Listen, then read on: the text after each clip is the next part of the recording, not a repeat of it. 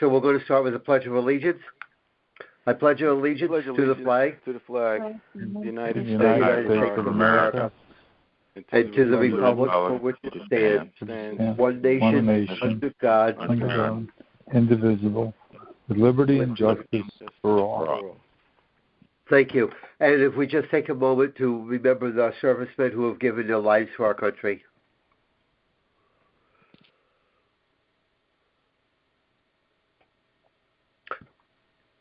Okay, so this is a meeting of the Solid Waste Recycling Commission of the town of Fairfield. And Josephine is on? Yes, I'm here, Ms. Reed. Oh, hi there. How are you? Hi there. Mm-hmm. Okay, so we have myself, Hugh Dolan, Misty, Joe Pagnozzi, Michael, and two guests, John and Ed Bowman. John Mosilio and Ed Bowman. Did I miss anybody? Guy, and Josephine. We're missing Guy and Tim. Guy well, and no, Tim, did I miss? on as a guest as well. Did I miss announcing anybody? Andrew, is he on? No, he's not here. Okay. He's going to be late. Okay. Okay. We're going to go by the agenda. Hey John, can you give me an update on what's going on down at the or Ed? I guess there was some mechanical problems and the compactors were closed down a couple of days ago. I heard that from one of the haulers, and I didn't know anything about it. Yeah, well, I'll brief you on it at the appropriate time in the meeting. Okay. All right. Okay. Yeah. We have a town dump monthly activity written report that we are discussing as a commission, and we have some ideas. I've put some ideas together. We haven't presented it yet. I think it'd be in order for us to have a subcommittee of to discuss this and to come up with something so that Ed and John and the town and we are happy with it. I'm not pleased. I don't think any of us are pleased of driving into a parking lot and meeting somebody who's one of the haulers and saying, what's going on? Oh my gosh, it's a mess down there. And I don't know if it is a mess. It isn't a mess, but to hear from some citizen or some passerby is a little disconcerting. So we have I'll just give. Okay, look, Hugh, I'll give you the Reader's Digest version. Okay, real quick. Yep. There was an osprey nest in one of the UI poles. It shorted out one leg of the three-phase electrical, and it cooked the control panel in the transfer station. So we had to get a new panel from Canada and fly a technician down to do the installation and calibration of this control panel, and it was the fault of the UI. So we're going to be looking for compensation from the UI. We're going to be making a report, giving it to the town attorney, and we're going to pursue that. But in the meantime, we pulled out all the stops to get it up and running again, and I believe by tomorrow everything will be back together again. So how many days, John, was it down? So it was down, well, only one compactor was completely impacted. So it went down Thursday night. Uh-huh. So it was down Friday, Saturday, and today, one compactor. So we still had one working. Now, so is all the recyclables being dumped outside into one of the open bins? Yes. And is that caused by the same thing? By that one compactor? Well, I'm not sure if they retained the recycling compactor or the MSW compactor. Uh-huh. If they didn't, I know they were contemplating hauling open loads, meaning uncompacted loads to Wheelabrator. So I drove by there and looked in there this morning. There was no mounds of either. So it looks to me like everything's under control. And, it's not our fault. It was, I don't know whether they have a legal right to dispose of ospreys. I don't know whether they're protected or what it is. But anyway, it was their fault. The town had a big trouble. The town did have a big problem 2 years ago with the ospreys on Beach Road. Okay. Any comments, Ed? I have a question. When you took when you had to fly the engineer from Canada down here, was that the outlays for that? The cost, was that taken up by the town? How did that work out?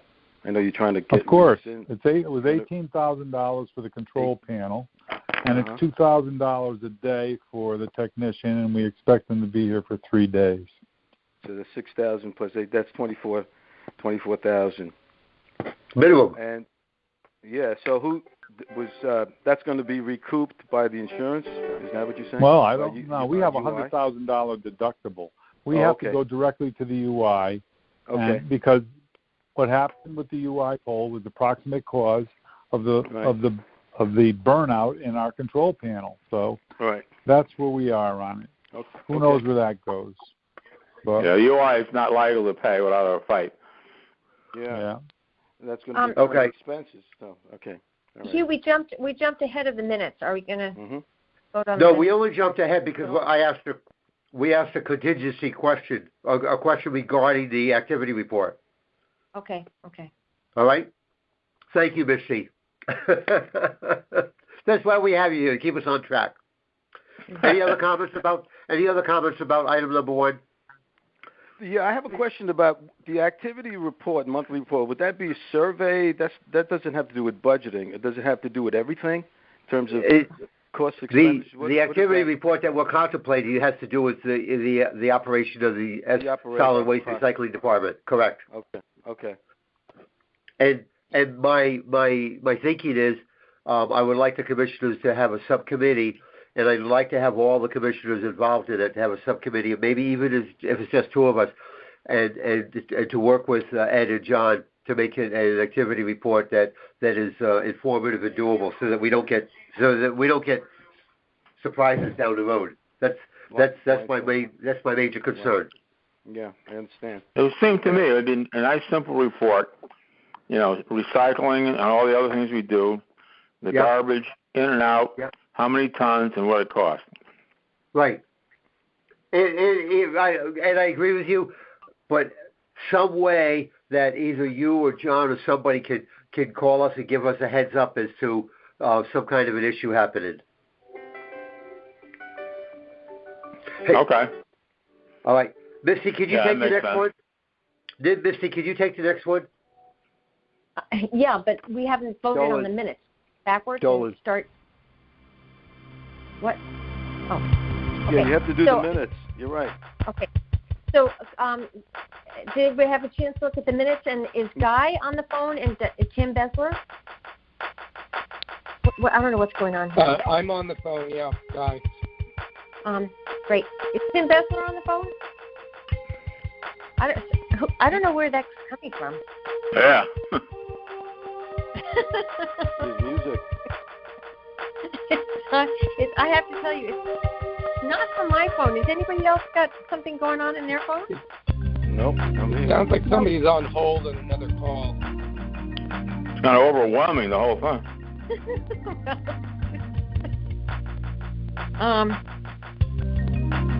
Sounds like Hugh put us on hold. Oh, Hugh. Oh. And Hugh's at the firehouse? He just left. That's what happened. Okay. Let's try to move forward here with this music in the background. I hope he comes back. Misty, I'm back. Oh, Hugh, what is that music in the background? Oh boy, I have no idea. Hold on.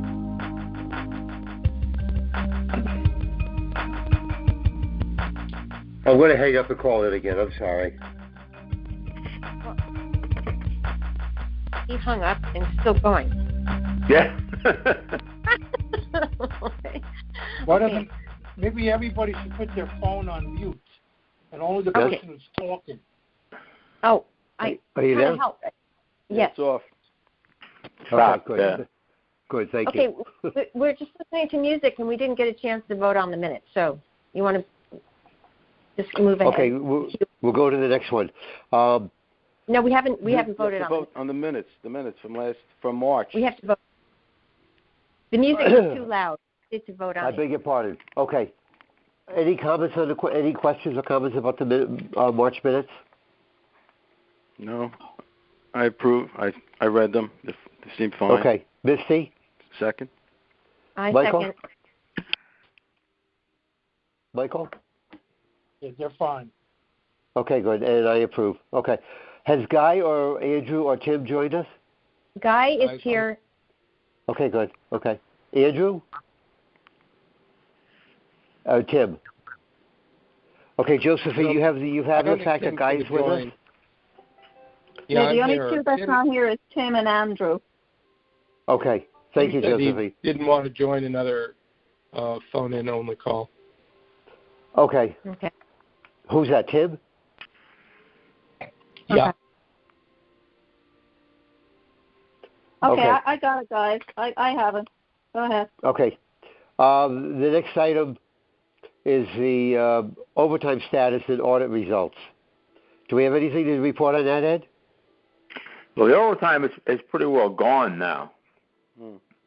There's just one Saturday you need an extra guy down there. The other overtime was all a result of the compactors not being, available. Crazy. Okay. So that's pretty well resolved. There will be one guy on Saturday, 4 hours, because the contract didn't only call for 2. The old contract had 3, so we need a guy on Saturday there. 4 hours. Okay, I got something from the GBRRI from one of you guys. I'm not sure who sent it to me, but on there there's an Oak Ridge sheet that says that they're increasing overtime costs to $4.33 or $2.04 an hour, and it's an increase which is going to result in a monthly payroll expense of $15,000. What is that about? It's a $1 minimum wage increase and a 36-cent union increase. What is that about? So, do you guys know what I'm talking about? Yes, I do. I gave that to Misty to promulgate to the members of the committee, and that schedule, that table, is what is used to calculate what our costs are every month. The contract we negotiated with Oak Ridge a couple years ago, I guess now, a year and a half or 2 years ago, has a floor of $75 and change, and it's adjusted up or down by the market conditions of the commodities that are listed there. Right. In the contract, there were adjustments made for any legislation that would impact the operation, and of course, I think we're all aware of the $15 minimum wage legislation that passed. And so he might have been paying his fellows $9 or $10 or $11 an hour, and now he's going to be paying them $15 an hour, and there would be I don't know about the overtime so much, Hugh. I don't remember what the indication was on that piece, but I know that the big issue here was the minimum wage increase. I saw that, but here's my concern with it, my issue with it, my problem with it. Could they have really been paying people $8 or $9 an hour or $10 an hour to do that kind of work? Yeah. It's grunt work. Yep. I mean, were they giving us? Were they charging us as if they're paying $9 or $10, or are they charging us as if they're paying $15 or $16? We just negotiated a price per ton. It's a very, very limited disposal market. Ask the people in Hartford who are sending their recyclables on trains to Pittsburgh. there's not a lot of these municipal recycling facilities, MRFs, around. Right. So we were forced to negotiate. We made the best deal we could with the people at the time. The original MRF was being operated by Winter Brothers, and then Oak Ridge bought them out. And Right. so we ended up negotiating with Oak Ridge. And believe me, those negotiations went on for a long time, maybe to our detriment, because right in the middle of the negotiations, China closed their doors, and I think that had an adverse impact. Yeah, the market we could have changed. had a much, yeah. But anyway. Okay. So that's the issue with the overtime. I wanted to ask that question because it came up. I got it today. And I don't understand why you have to pay for overtime. That's their problem. Well, that was my concern. Is are we contractually required, if they're running the operation, are we contractually required to cover their overtime expense? Well, take a look at that contract. I'll tell you. That's the first time I heard of it too. Okay. Well, any other discussions? Yeah, can I ask a question or two? And Absolutely. He already answered some of my questions. Mike Pasowitz, by the way. Mike. Some of my questions. Can we get a copy, the commission, a copy of that contract? Because I would like to take a look at it, and then we could see, it'll give a little more clarity on the subject. The other question I have is, Misty, didn't I give you that contract? Not with Oak Ridge. From Oak Ridge? Yeah. Not Oak Ridge. Oh, okay. No. Okay. You get Enviro. You gave. You're right. I beg your pardon. I'm sorry. I misspoke. Okay, you're right. Okay. Actually, this is the first I've heard of Oak Ridge, but I get it. And everything looks, proper with what they're doing. The only other thing I might comment is if the minimum wage doesn't go into effect until, actually August 1st, why is this being implemented in April 1st? I don't think it is being implemented. Some rough math, and that's about $57,000 for that time period. Yeah, I don't know that it has been implemented. So let's check that out for you. I think this might have been a heads up from him to us, and I'm surprised that you were never given this contract. It's been in place for a couple of years now, so we're more than happy to share whatever we have with you. So let's get you the contract. Let's everybody read it and try to understand it, and by the next meeting we'll be able to talk more intelligently about this. I don't know that he's driven the prospective costs into the tipping fee as of yet, but we'll double check it. Okay. Well, his document says that it would start on April 1st. That's where I got that date. Okay. The documents that you sent, but okay, that's fine. And I might not have gotten a copy of it because I'm new on the committee. So, but thank you. Oh, I have a question, Ed. Yep.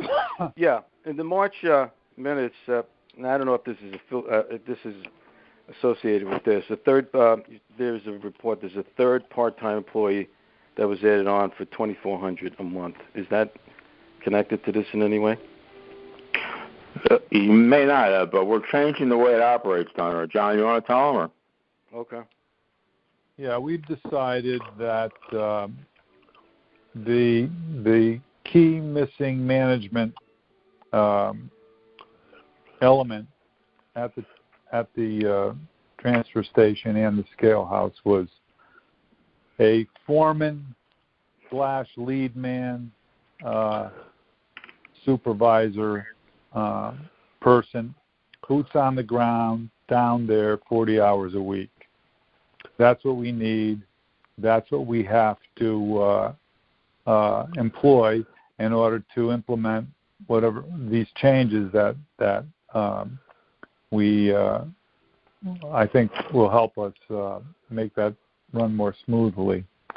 We advertised for a lead man. We developed a job description, and we received funding for the lead man in the budget.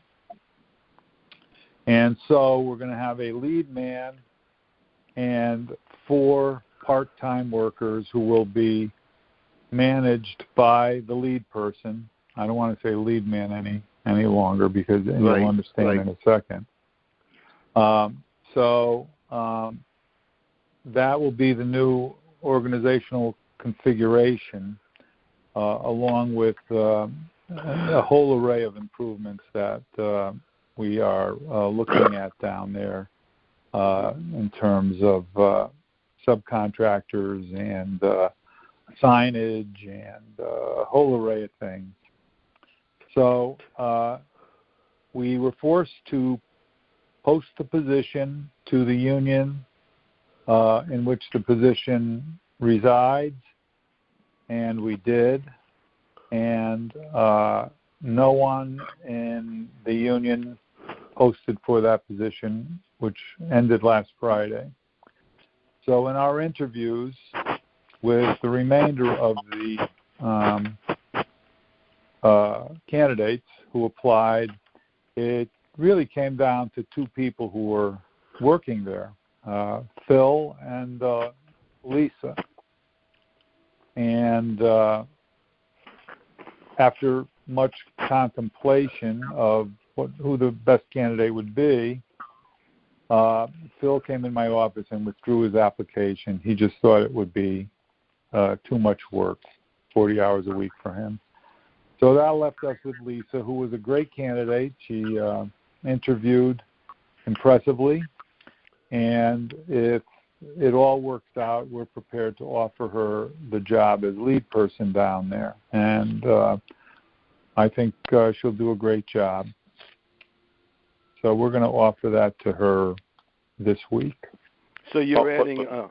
Excuse me, John, but she's going to also be responsible for monitoring the transfer station. I was just going to ask that. Yeah. The entire operation, including monitoring Enviro and their contract and their work product. We have checklists that we'll share that outline what has to be done daily, weekly, monthly, even semi-annually, like the trailer calibrate, the scale calibration and all of that, which are all the responsibility of Wheelabrator. So there will be a permanent person, one person who we turn to for all the operations at the scale house and at the transfer station. There'd be someone on the ground right there every day. That's the big thing. Mm. So you're adding another part-timer, right? There's going to be 4 part-timers. Yes. Yeah, okay. Yes. John or Ed, with this person and their responsibility, can you tell me how, without personality involved, how the position description improves what we had reporting-wise or control-wise a year and a half ago or 2 years ago? Yeah, you didn't have a permanent person down there. So this person's will be down there, not in the office. Correct. Right, she'll be in the running the scale house, and with another person there part-time, be able to check on everything. Okay. It's not a remote thing. That's the whole point. Okay. Because Mike had 10,000 other things to do, you know? Okay. All right, and there'll be checklists and things that are going to be expected to be monitored on a regular basis. We have the checklist. I set that out last year, and Audrey was doing it for a while, but it's all set out. Yep. Okay. Based on the contract, what they have to do, you know. Based on which contract? Enviro contract. Enviro in Oak Ridge. Okay. All right. Not Oak Ridge. Oak Ridge is remote. It's Enviro. Okay. Ms. C, any questions? Comments? No, but does this have to have anything to do with the silver Petruccelli recommendations? I mean, I'm just curious. Anything to do with what? The Silver Petroselli and Associates. Is she going to help look at some of those suggestions and the study and try to implement some of those changes? Is that her job? Are you talking about the Public Works audit? Yes. No, that was the review of the facilities by Silver Petroselli and Associates. Well, the review of the facility by Silver Petroselli is a capital project. That is design of the roof. That's design of the electric system that you see has been repaired and put above the 500-year flood, and that's strictly construction. The audit drainage system, too, yeah. A year and a half ago or a year ago, that addressed some of the issues in the scale house for the most part, and it addressed issues such as the effective handling of cash and the various operational issues. Many of them were minor, but cash and the transition to credit card machines were the big highlights of that audit. So it also the open balances of the vendors of the haulers. And that, yeah, but that's a finance issue. The lead person won't be involved in any of that. Okay. That is the finance department, and we've been working for 2 weeks on that issue. And we've been working with IT on the credit card machines. And yes, we're addressing the audit issues. It's taking a little while, but it's all going to be addressed in the next, I'm going to say 60 to 90 days. We should have this thing where everyone's comfortable about the operations down there. It also said the capital, the construction cost, the Silver Petroselli, we haven't got that final report yet, but that'll be monitored by the Public Works Department. And then when it's done, the person who we're putting in charge of is responsible for monitoring that too. Yeah, I have a question about the, I should know this, I've been on, but if you can elucidate me on, the operation at the scale house per week, is that what, 48 hours or 50? Do you have that number? It's 9 hours a day and then 5 hours on Saturday, so it's 50 or 60 hours, yeah. 60 hours. And so you have enough, you have a full-timer and a part-timer, that's enough for that operation, correct? Okay. All right, good. Are we going to keep the fellow in the ticket booth after they go through the scale house? Then they have to stop. Well, right now we are.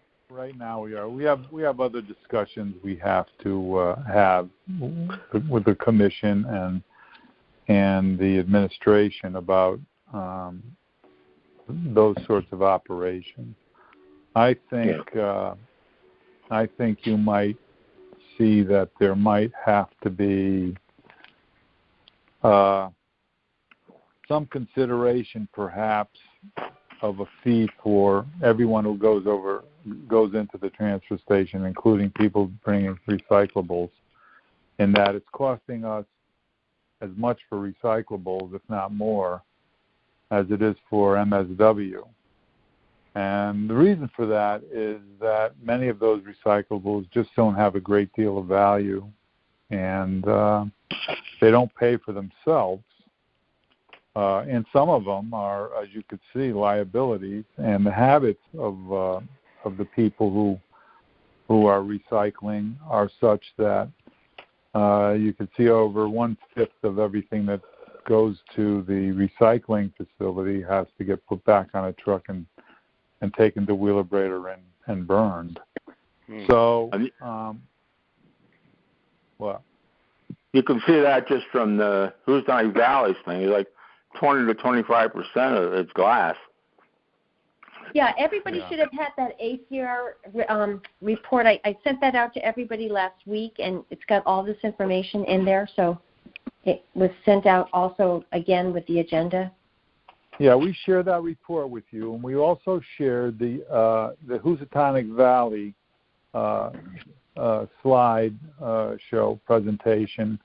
And the important thing about that slide presentation is the fact that you'll see a small little pile of items that aren't glass. They're plastic, and they might be metal, and and the one glass recycler that HRRA was dealing with rejected their load because it was more than 2% contaminated, meaning more than 2% of the load was not glass.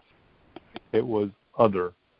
So the new facility, the urban mining facility up in New Britain, they will accept up to 1% of contamination, and but people in the glass recycling bins will throw those little gas heaters and little propane tanks and the like, and other items that aren't glass. So that was problematic, and that's one of the biggest challenges we have, and that's it's hard to get people to break these habits. So I don't really know where that's all going yet. No one does. We're in a pilot program with urban mining, and we'll see if we can get the public to recycle those items that are recyclable, and that the vendors who we're sending them to will accept. Yeah. So the HRRA is going to produce a report in about 30 days, and it will be very interesting for us to take a look at their figures and find out some of their, some of the issues that they're running into, and how much it's costing them.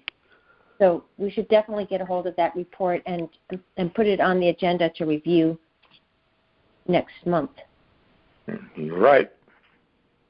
Okay. I want to get back to the old business. I want to come back to the glass thing, to your presentation, or to the Housatonic presentation, because some of those slides are pretty interesting. But I think that's better covered under our new business where it says glass bottle recycling. Right, Misty? Would you agree? Yes, that's fine. But we have we're just looking at time. That's all. Yeah. No, I understand. Okay. We talked about the special committee. Misty, do you have any other update on the CCSMM? Well, I think everybody knows that, we can have access to incredible amounts of information and webinars. If you're interested in attending any of these sessions with the CCSMM, it's easy for you to join in and register for their event. I don't have anything right off the tip of my tongue. I just don't right now. John, have you been at any of the recent meetings, John or Ed? I haven't been invited, and quite frankly, if I was, I don't think I would have had the time in the last 4 months. Right. No, I understand. Okay. And me either, really. Overwhelming. Yeah. I understand. Okay. Guy, I think you're up next. Misty, can you? Oh, Guy's here. Yeah. Yeah. I mean, I think maybe rather than give an update of a meeting, since both Ed and John are on the phone, really the key piece of the meeting was the recycling information flyer that Becky Bunnell has been working on and having a discussion around that. And from a commission point of view, looking to get approval of the content. We know that there's not funding in place at the moment, but the idea here is to have a discussion around the content of that flyer and to give an okay to it, presuming that John can find funding in the budget right. for so it in some way, so for the tax flyer. I think we're going to take that on in new business because John and Becky have come up with a solution for funding that flyer.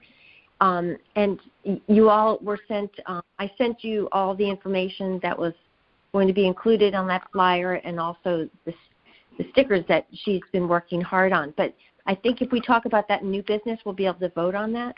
Would that be okay, Guy?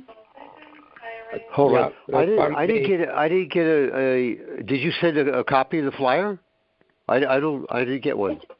And I sent a copy of the information that was included in the stickers and the flyer. Okay, so you want to discuss that under new business? I don't have one, but we can discuss it under new business. Okay, fine.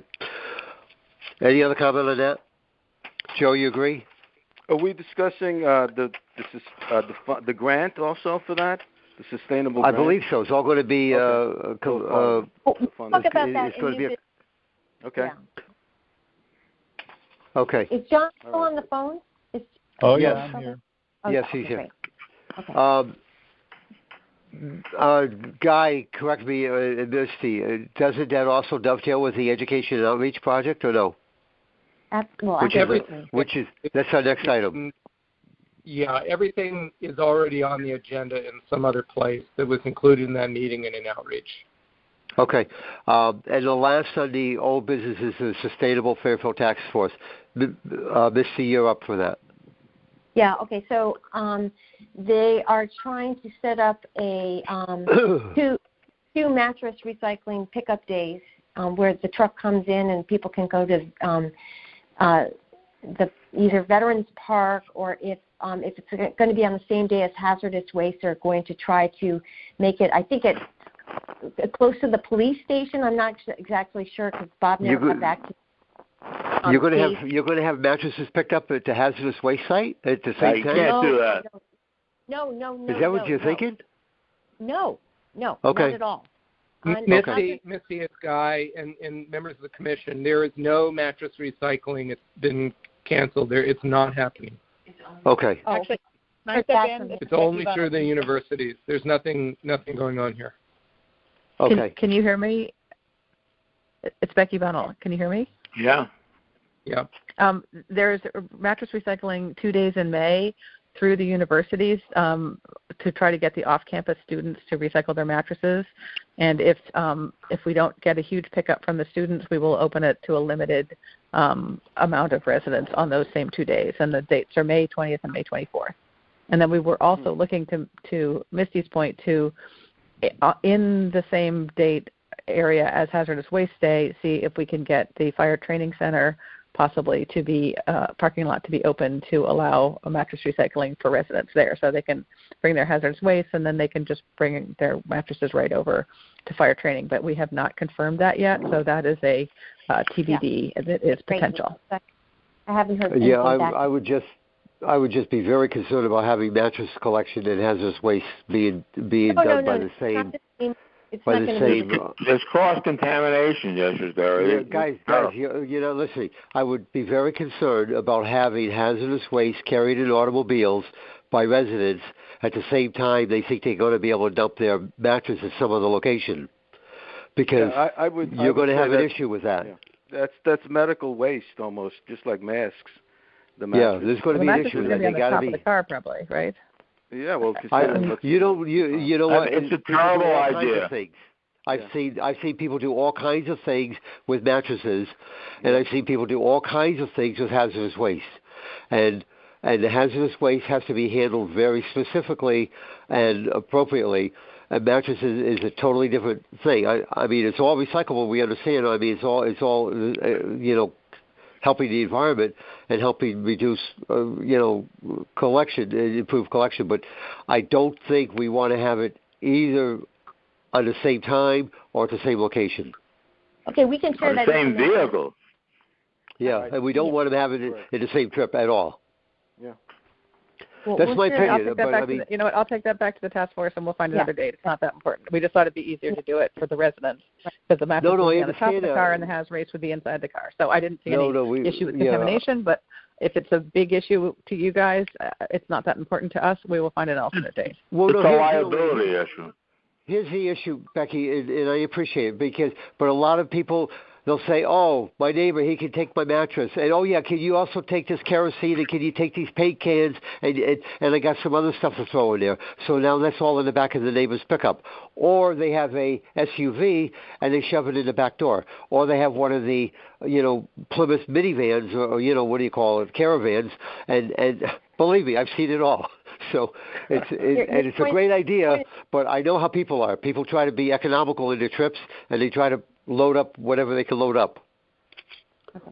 That's my opinion. Get back on this, on your thoughts. It's a town attorney issue, really. Right. We'll find an alternate date. Not a problem. Yeah. Sorry.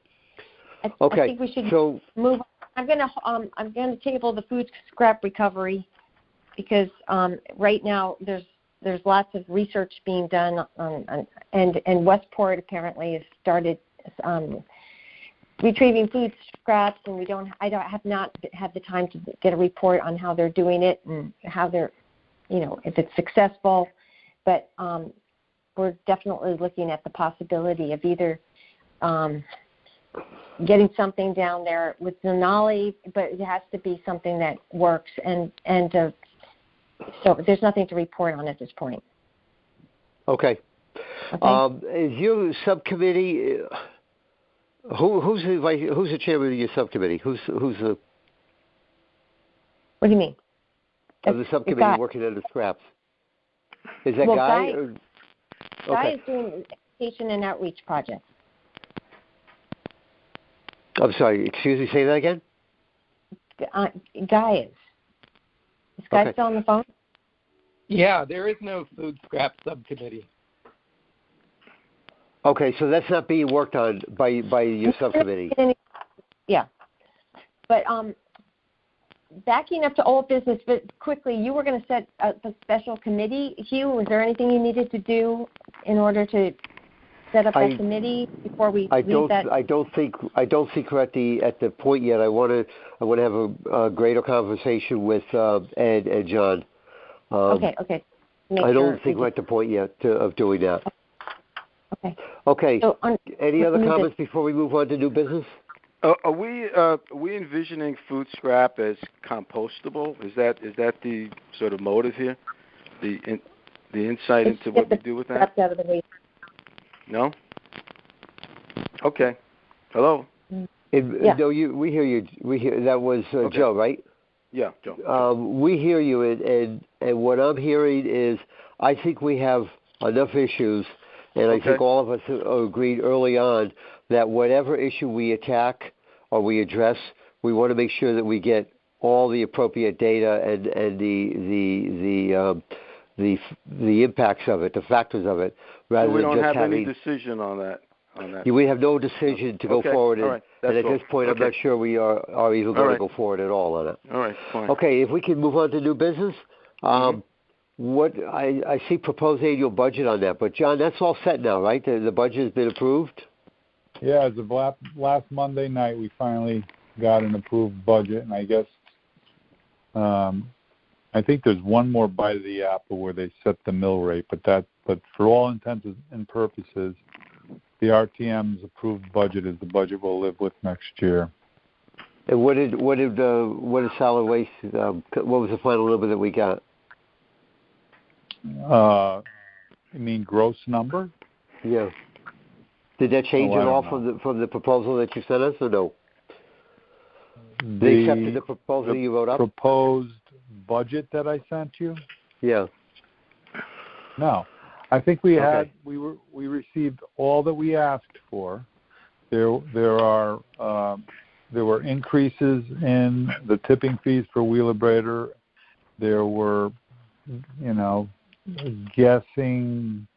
some guesses as to where recyclables were going to go, because that's a commodity, and we have. Well, I didn't remember the input for the lead person. I mean, I'm not saying I'm against the idea. I think the strategy is good, but I don't remember. Was that in the budget? That lead person idea?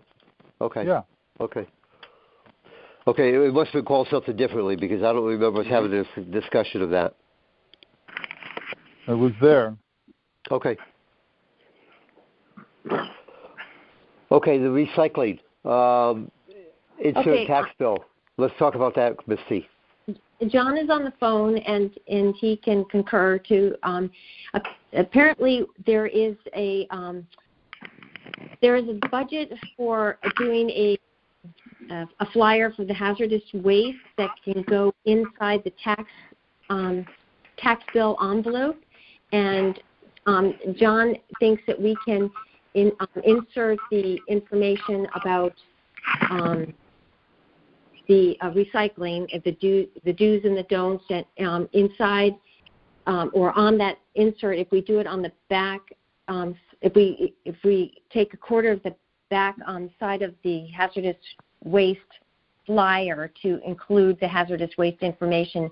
And I think what needs to happen is that the commission needs to approve that we need to move ahead and get the information out to the public, because the fact of the matter is we're spending a tremendous amount of money taking all of our, or taking 20% of our recyclables to the burn plant, and it doesn't make any sense. There's so much abuse of what's going in the recycle bin. We really need to get going on an educational program. So remember where we are in this. We want to make sure that it's clear, it's crisp, clear, concise, and it's right to the point. So we'll put it on the back of the hazardous waste announcement, which is going into the tax bill. How are we going to differentiate to these consumers that open this thing up? Yeah, can I make a point? I think if taxpayers, and I pay my bills, if they have an idea that it adds to the revenue of the town, so if we could sort of project that, I know usually revenue is about $3.5 million or $3.3 million. If somehow we could project it to them that you're adding to the revenues of this town as a citizen of this town, that could be a good marketing ploy to get them to recycle the right way, even though the market has collapsed on it, I know. But maybe that's a way, Hugh. Well, quite frankly, you're just what they're doing is adding to on the expense side of the town, because there is a revenue. As that residual number grows, right, it's a burden on the ACR. So recycling is adds to the burden of the town, adds to the expenditures, right? Not adds to the expense. So John's point is that we want to reduce expense, right, John? Right. Yeah. Right. We don't want to. We're not out to increase revenue right now. Go ahead. Okay. The other thing I have to make clear is, and I might need your support. As a matter of fact, I'm pretty sure I will need your support, and I mean the whole committee, is that we do have a hazardous waste budget, but it's in next year's budget. We're going through this year's budget as we speak. I spent a lot of time on that today with people in my office who are going through that budget with a fine-tooth comb to see if there's any room to fund this. We've got to pull the trigger by Friday. And so I have to go up to finance, and I have to encourage them to front the money for this flyer, and I don't know where that's going. So all I'm saying is I'm going to do my best to get this done. The fact that your grants didn't come through creates a problem.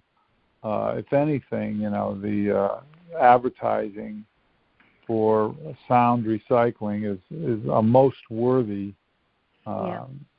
commitment that should have been made by some agency or somewhere. But now we're going to have to scrounge around and see if we can't convince finance to take money from something else and dedicate it to advertising is what it really comes down to. John, the proposed annual budget that you proposed for the town, what was the projected revenue? Do you have that figure? I don't have the budget in front of me. No projected revenue? Yeah, we have revenue. There is a projected revenue. I don't have it in front of me right now. Roughly. I have no idea. It was like 3.1 or something like that. Let me explain to you where the revenues come from, and that is. No, I know. I see all the different things. Yeah, I have. But the revenue. Yeah. You see how the expenses are allocated there, but the revenue is the tipping fees that the haulers pay for the most part, and there's about $325,000 in fees that are collected every day by the $6 that people pay to go into the station, or they buy the tickets at Public Works for 5 days if they're cleaning out their house. Those are the cash revenues there. So the remainder of the revenues are the haulers. Right. That's millions of dollars a year. Right. That's about $2.5 million, right? Right. Yeah. So that's what I'm saying. If we could, but we don't make any money on recycling right now. Any of the recycling. No. There's no market for it. No way. What we're trying to do is reduce the cost. We're trying to reduce the cost of it. Right. So how do we tell people that you're recycling for the good? It's got to be an environmental good. By the environmental good and the reduction of costs to the town. And elimination of toxins. Misty, can you send me that flyer on my email right now? I haven't seen it. Okay. Well, hey, Hugh, it's Guy. May I make a recommendation? May I speak, please? Please. Go ahead, Guy. Please. We're deeply in the weeds. John has just a few days left before a deadline. I would propose that we approve moving forward. I don't think we need to dive into what the flyer should look like. The do's and don'ts are pretty straightforward. Joe makes a good point about maybe trying to incent citizens, but the reality is it's just a do's and don't flyer. We really need to get it on the table for approval for us to move forward with the flyer, so John can go scramble with the board with finance to see if he can fund it. That's really the key here. No, Guy, I 100% agree with you. All I'm trying to clarify is that it's going to be clear about the do's and the don'ts. I haven't seen the flyer, and I'm so disgusted with miscommunication, and I see a potential that if it's added to the back of a hazardous materials flyer, it's going to be miscommunicated. So I want to make sure, and I'm on your side. We're all together. I want to make sure that it's very clear what we're asking people to do and what we're asking people not to do. So, Hugh, right now the front of the flyer is directly off of the Recycle CT, the approved State of Connecticut do's and don'ts list. It is absolutely approved by the state and by the town, and is as a designated state material. The back is customized to the town of Fairfield, and will have the hazardous waste material on it, and it also has some of the things that we uniquely do in Fairfield that allow people to recycle other kinds of things like clothing and propane tanks kinds of things and batteries and scrap metal, which a lot of people don't even know that they can recycle, and they're putting them into their municipal solid waste right now because they don't even know that. Isn't that listed under don'ts? No, there's two separate things. One is the recycling blue bin, and that's the front of the flyer, and that comes right off of the Recycle CT Connecticut state approved list of do's and don'ts. So that is just for the blue bin. And then what we're saying hang on one second. So on the front of it is going to be the blue bin that everybody has, and it's going to be very clear what can go into this blue bin and what should not go into it. Okay, exactly. That's what I want to know. Okay, good. And then on the back will be the hazardous waste material on part of the back, and then the other part of the back will be all the other things that we allow people to recycle, not in their blue bin, but at the transfer station. So people can take their, scrap metal here, and they can take their barbecue here, and they can take their batteries here, and they can take their paint to Sherwin-Williams, for example. So these are things that people don't even know, and they're tossing all that right now into either recycling because they don't know better, or MSW because they don't know better. Okay, so the most important thing to me and to our reducing the cost is the front part of that flyer which says this goes into your blue bin and this stuff does not go into your blue bin. And then on the back sheet of the flyer, from what I understand, is that list of don'ts, the things that are not supposed to go into your blue bin. You're giving them locations or avenues that they can get rid of that stuff with. Is that right? Correct. Exactly right. Okay. Well, that points out another thing. Make sure we have good signage down there when they get there. Yeah, because we're here in the year 2021 because we've had nothing but miscommunication for the past 20 years. That's why we're here today. That's why these pictures that I got from the HRRA glass collection, that's why those pictures are like that, because we've had 20 years and more of lackadaisical enforcement, miscommunication, and sloppy collecting efforts. So that's all we're trying. I think we're all on the same page. We want to make a good step forward. John, have you reviewed the flyer? Do you like it? Well, I've seen that flyer 100 times. That is the standard flyer that DEP issues and other communities use. So that's fine. The hazardous waste piece, the hazardous waste I see is only being a banner across the top. It's just an opportunity to say save the date. It's not too much more than that for your batteries, chemicals, oil-based paints, all of that. And it's not going to take up more than, I'm going to say, a quarter of the back page. And the remainder can be dedicated to describing those items that Becky described, metal, tires, batteries, antifreeze, motor oil, all of those other things that we accept at the transfer station that don't end up in the trash or in a catch basin somewhere or in the inland waterway.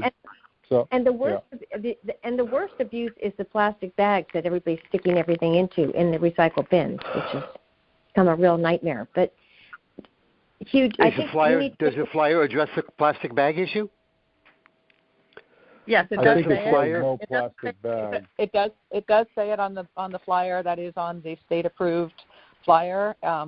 In my opinion, it doesn't say it as strongly as our sticker will, but it does say it. It's absolutely there. That's going to be the hardest one to enforce. See, we want to eliminate. We want to eliminate this. Set. Do we have a date for that? The hazardous day pickup. Hazardous day establishment. Yeah, it's the last Saturday. The last Saturday in August. And it's one day, right? Yep. Yes. Okay. And also, by the way, the town has a commitment to have 2 volunteers up in New Haven to direct people where to go at the hazardous waste site. So you got to pick 2 people. I forgot the day. It's like July 8th or something like that. Becky, what's the cost of the flyer that you're asking John to cover? Or John? So that we got 2 costs from the tax collector's office. One is we could do 36,000 inserts, which includes all the motor vehicle inserts plus 11,000 residentials, because half of the residences don't get an insert or a tax bill at all because they get it escrowed through the bank. We're proposing that we do the smaller amount, the 25,000 bills, which go to all of the people who own motor vehicles in the town, and that basically covers all the residential houses anyway, because most people, almost everyone who owns a house owns at least 1 car. The cost of that is $3,747.24. Do we have any issue of John? Maybe you can answer this. The first select lady's office asked me. Do we have any issue of having to get this bid, or no? I've actually did it through purchasing. Do we have any issue with that, or no? It's under the 20,000. The 20,000 is usually the amount you have to get purchasing involved in, is what I've experienced in. Well, I don't know that. Okay. So we should make a motion. Guy, do you want to make your proposal? Yeah, if I could, I would propose that we vote to approve the flyer, presuming that John can find funding for it. I second it. Okay. Hang on a minute. Let's wait. You second it. Let's have a discussion. The cost is going to be $3,700, correct?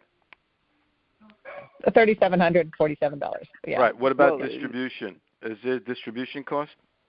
It's going to the tax bill. That includes printing and inserting into the tax bill. It's still going to require.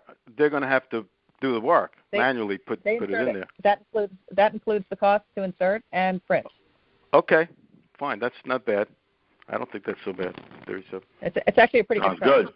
That's pretty good. Okay, we're approving. We're voting on Guy and Misty's recommendation proposal for approving the concept of a flyer that meets the requirements John has laid out and Betsy had laid out. We're not voting to spend this money because John's going to see if he can find it, but we're saying that we're behind it. Any other comment? Kim?